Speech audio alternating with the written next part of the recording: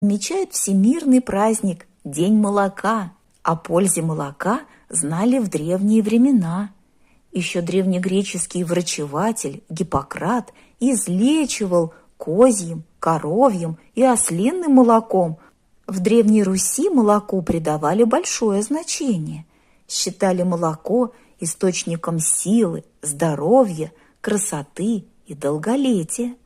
В разных районах нашей страны употребляли пищу не только коровье молоко, но и молоко козы, кобылы, овцы, ослицы, оленухи, буйволицы, верблюдицы и самки яка.